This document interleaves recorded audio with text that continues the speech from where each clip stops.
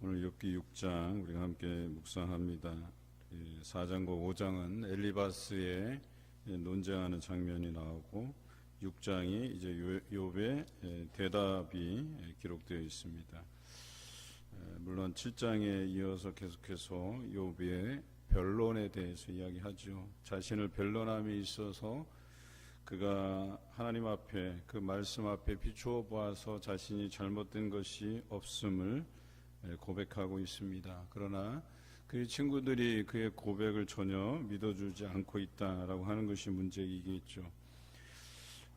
욥이 얼마나 답답했으면 이런 이야기들을 토로할까 우리는 심정적으로 좀 이해해 볼 필요가 있겠다 하는 생각이 듭니다. 욥이 먼저 꺼낸 이야기는 누가 나의 괴로움을 알 수 있겠느냐라고 하는 것입니다. 결론적인 것이지만 사람이 그 고통을 이해하기가 어렵다. 물론 그런 고통을 이렇게 한 번씩 경험해 보면 그래도 다른 사람들보다는 그 고통을 이렇게 경험해 본 사람이 좀 더 이해하는 폭이 클 거라는 생각은 해봐요. 하지만 오늘 이 욥과 같이 하루아침에 망한 이런 경험들을 누가 이렇게 해볼 수 있겠느냐라고 하는 것이죠. 그래서 나의 그 괴로움을 달아보며 나의 파멸을 저울 위에 모두 놓을 수 있다면, 이것을 측정할 수 있다면 이럴 것이다 라고 하는 그런 그 자신이 겪고 있는 현재적 고난에 대한 크기에 대해서 설명하고 싶은데 이것을 설명할 길이 없는 거예요. 바다의 모래보다도 무거울 것이고 라고 돼 있어요. 물론 우리가 바다의 무게를 잴 수 있으면 뭐 얼마나 좋겠어요. 그런데 그가 당하고 있는 이 고난은 무게로 측량할 수 있는 것이 아니다. 이렇게 설명하고 있죠. 그러므로 나의 말이 경솔하였구나. 어찌 보면 이것을 친구들에게 설명해 보고 싶은데 오히려 그런 시도 자체가 경솔한 것이 될 수 있겠다 하는 생각을 한 거예요. 가늠해 볼 수도 없다라고 하는 거예요. 나의 고통을 내가 느끼는 그 무게가 이토록 큰데 그것을 정확하게 이해하지 못하는 그 친구들에게서 그런 위로를 얻고자 했지만 그 친구들에게서 돌아오는 것은 위로가 아니었다라고 하는 거예요. 전능자의 화살이 내게 박히며 나의 영이 그 독을 마셨나니 하나님의 두려움이 나를 엄습하여 치는구나. 하나님 앞에 자신의 모습을 비춰보아도 부끄러울 것이 없었는데 그런데 이렇게 상황을 당하고 보니까 그리고 이 상황이 하나님께로부터 주어진 것이라고 생각하니까 그 두려움이 자기를 엄습하고 있다라고 표현하고 있어요. 이 표현이 얼마나 참 안타까운지 모르겠어요. 물론 우리가 어제 다윗의 시편을 다루면서 다윗도 어려움 가운데 있었지만 하나님의 말씀을 부여잡고 하나님을 신뢰하고 믿음으로 나아간 모습들을 보게 돼요. 믿음의 사람들의 공통점이 무엇인지 아십니까? 하나님의 그 부재가 경험되는, 정말 하나님이 계실까 하는 그런 생각을 많은 사람들이 보편적으로 가질 때에도 믿음 있는 사람들은 하나님의 말씀을 부여잡고 나아간다는 사실이죠. 이렇게 욥의 경우처럼 많은 시간들, 많은 분량을 이렇게 공들여서 자신의 고통을 토로하는 이렇게 성경은 잘 없어요. 그런데 아마 다윗의 경험들을, 그 고통들을 욥처럼 풀어냈으면 아마 이와 같이 그 다윗이 어려움들을 토로할 수 있을 거라는 생각을 해요. 우리는 다윗의 역사를 보면서 그가 사울의 위협으로부터 또 많은 대적의 위험으로부터 쫓겨다니고 늘 긴장 안에서 살아가는 삶을 아마 장황하게 표현해냈으면 이런 문학작품처럼 이런 성경처럼 아마 써내지 않았을까 하는 생각도 해보는 거예요. 그런데 욥기에는 하나하나 그 고통에 대한, 그 고통의 무게에 대한 이야기들을 하나씩 하고 있다는 거죠. 그것을 가늠할 수조차 없지만 여전히 그가 경험하는 것 중에 가장 큰 고통은 하나님의 부재를 경험하는 거예요.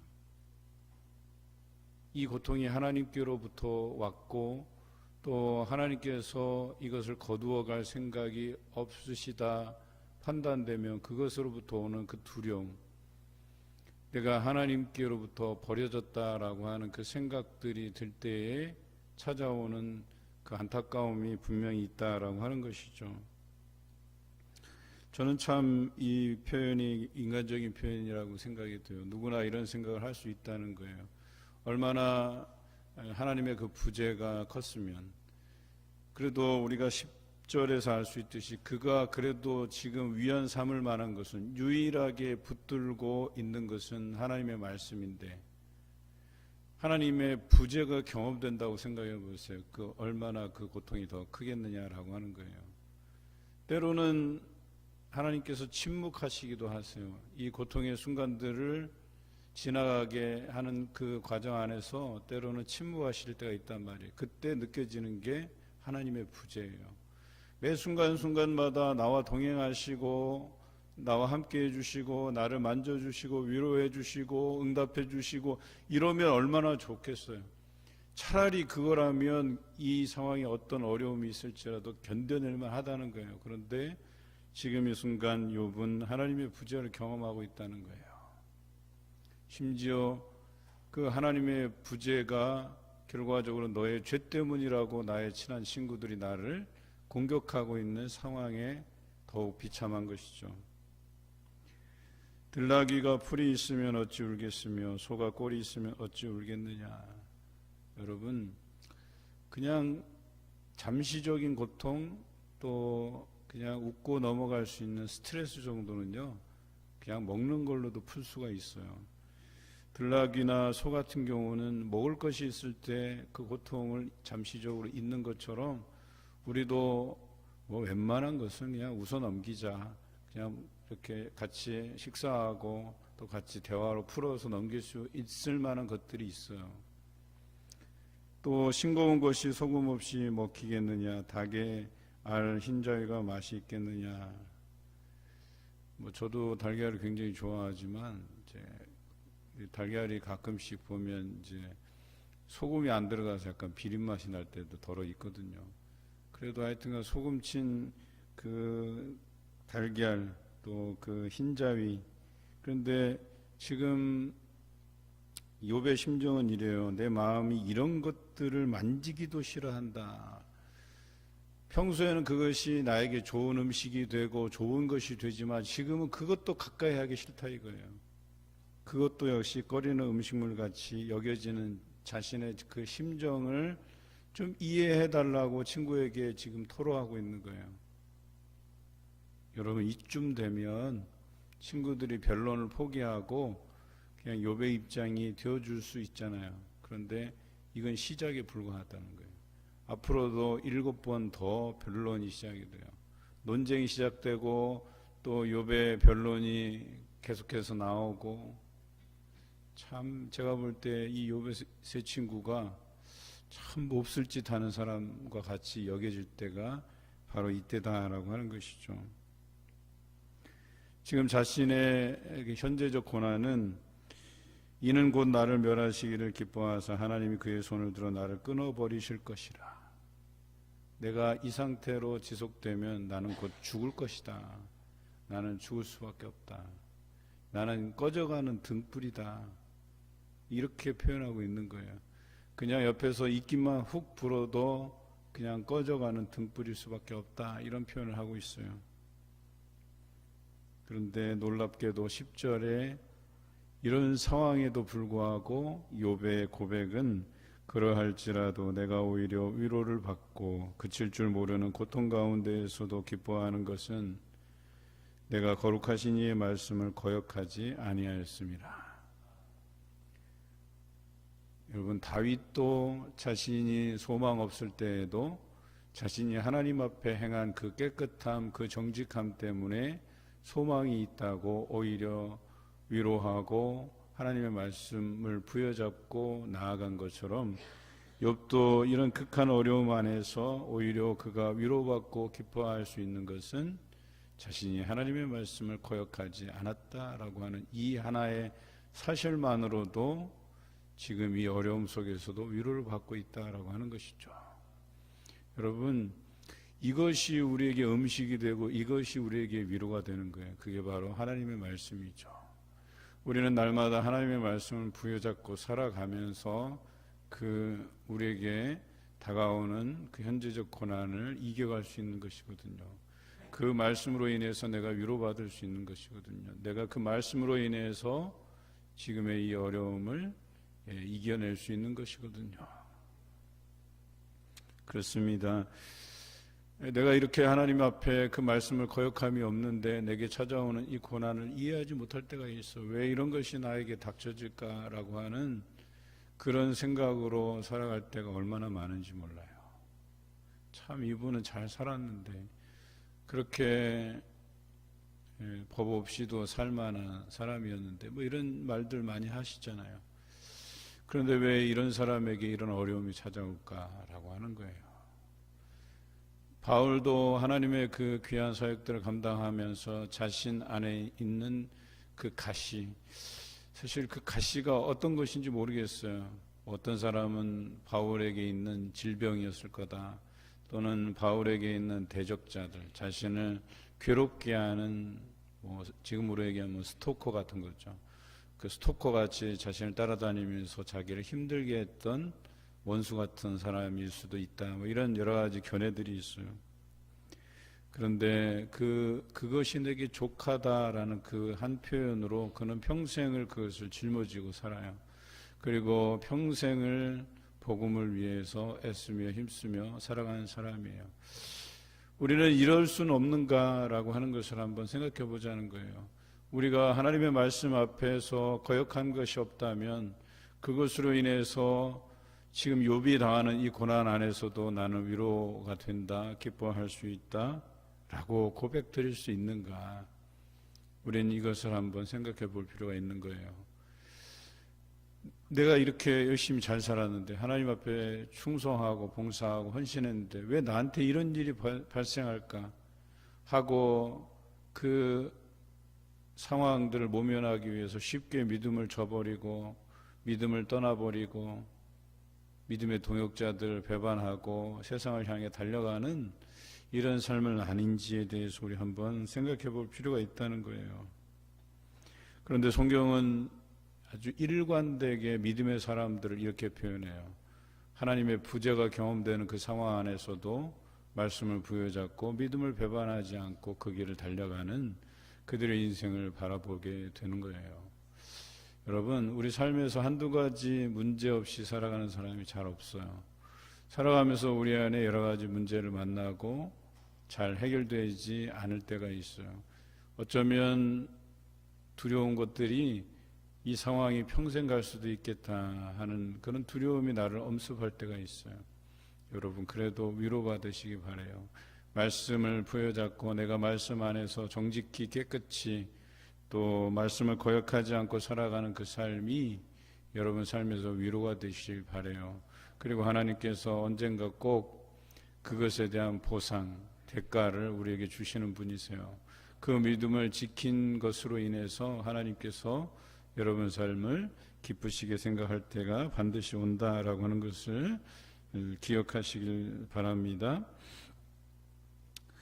오늘 11절에 보니까 내가 무슨 기력이 있기에 기다리겠느냐, 내 마지막이 어떠하겠기에 그저 참겠느냐, 나의 기력이 어찌 돌의 기력이겠느냐, 나의 살이 어찌 노쇠겠느냐. 자기가 튼튼하지 않다는 얘기요. 자기는 곧 무너져 내릴 만한 연약한 상태라고 이야기하는 거예요.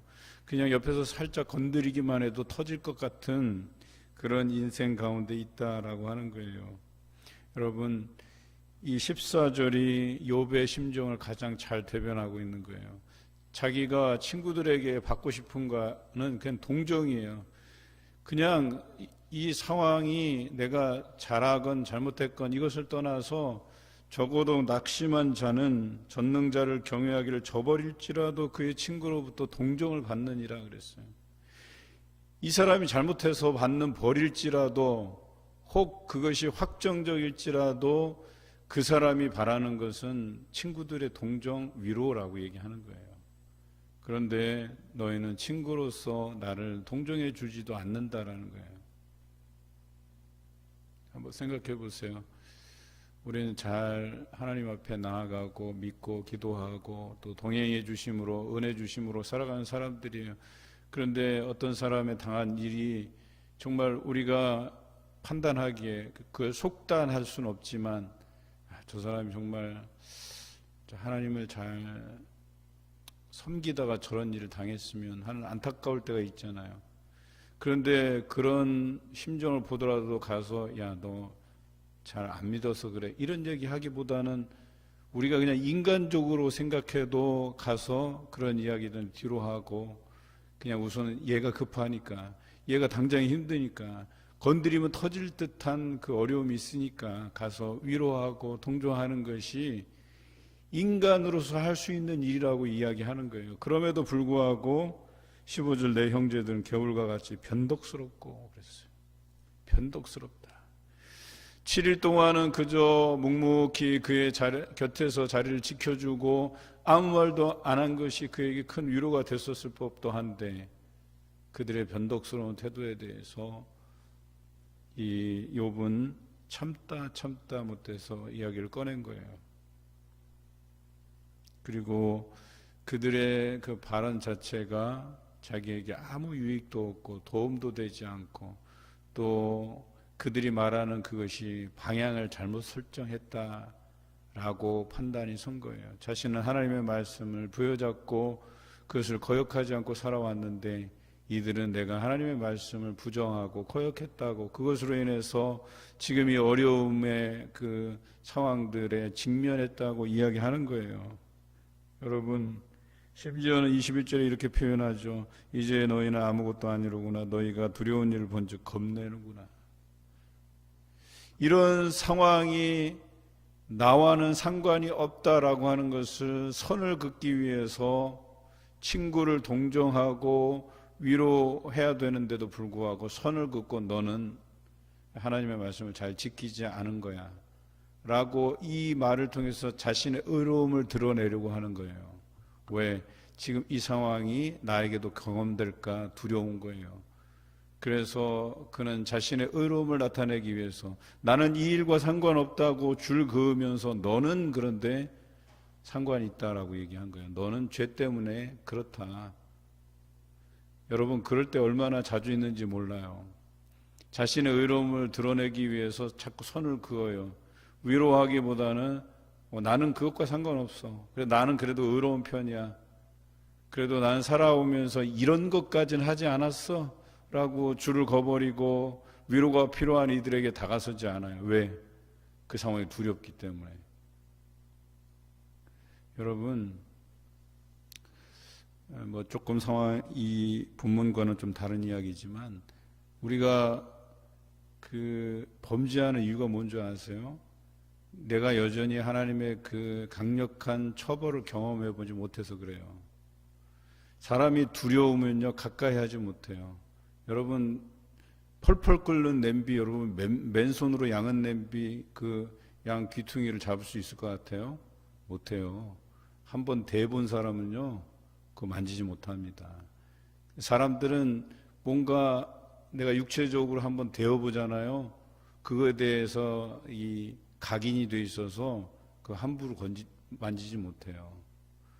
우리가 자꾸 죄를 범하는 것은 뭐냐면 하나님의 그 인내하심 때문에 우리가 그 하나님의 처벌에 대해서 하나님의 그 징벌에 대해서 아직 두려움이 없어서 그렇다니까요.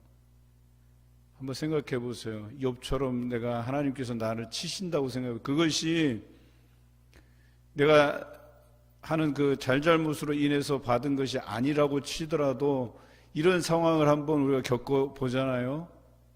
그러면 두려울 수밖에 없어요. 옆에서 그런 상황을 지켜보는 것마저도 두렵다니까요.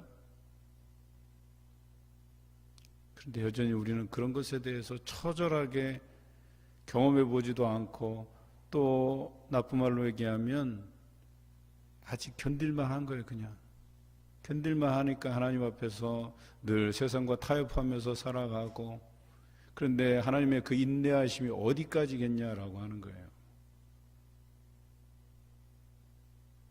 우리는 욥의 상황들을 나의 상황으로 기억해 봐야 될 거예요.